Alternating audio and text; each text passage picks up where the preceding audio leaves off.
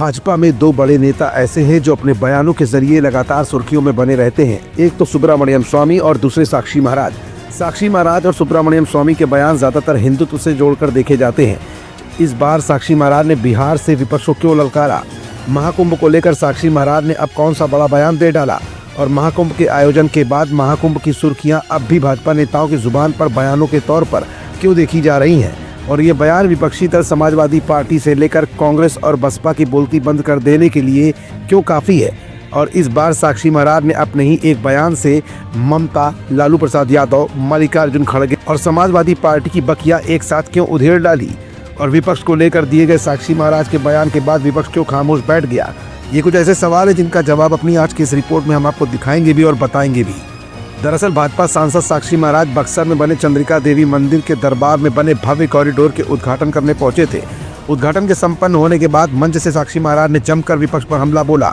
साक्षी महाराज ने महाकुंभ पर सवाल उठाने वाले विपक्षी नेताओं को इस बार करारा जवाब दे डाला। साक्षी महाराज ने कहा कि आपसे कहना चाहता हूँ कि जब मैं महाकुंभ में जाता था तो मुझे अपने कैंप से हाथ जोड़कर विदा करना पड़ता था। एक बार स्नान कर लिया, फिर भोजन करने को कहा जाता था और फिर चलने का समय आ जाता था। साक्षी महाराज ने कहा कि इस बार 67 करोड़ लोगों ने इस आस्था के कुंभ में स्नान किया। ये संख्या इतनी बड़ी है कि पूरे अरब अमीरात के देशों में उतनी जनसंख्या नहीं है जितने हमारे लोग स्नान कर गए। अरब देशों की कुल जनसंख्या भी हमारी संख्या के सामने कुछ नहीं है। बीजेपी सांसद ने कहा कि अब विपक्षी नेताओं को 2027 का दर्द सता रहा है। यही है खड़गे का दर्द, यही है ममता का दर्द, यही है लालू का दर्द। ये लोग हमारी एकता और आस्था से परेशान हो चुके हैं। योगी आदित्यनाथ ने पहले ही कहा था कि 40 करोड़ लोग इस महाकुंभ में शामिल होंगे। इसके लिए पूरी व्यवस्थाएं वहां पर की गई थी। ये व्यवस्था जनता की आस्था और विश्वास को बनाए रखने के लिए थी। साक्षी महाराज ने महाकुंभ में एकता का संदेश दिया। ये पीएम मोदी के संकल्प का हिस्सा है जो 2047 तक भारत को एक समृद्ध और विकसित राष्ट्र बनाना चाहते हैं।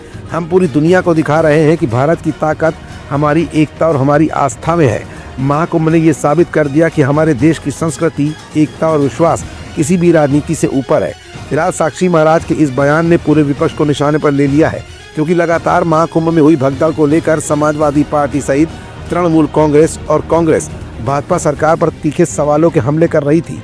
जिसके बाद महाकुंभ के दौरान भी भाजपा नेताओं ने विपक्ष का तगड़ा जवाब दिया था और एक बार फिर महाकुंभ के बाद साक्षी महाराज का ये बयान सुर्खियों में बना हुआ है। अब देखना यह है कि साक्षी महाराज के इस बयान के बाद विपक्ष का अगला जवाब कब और किस अंदाज में आता है।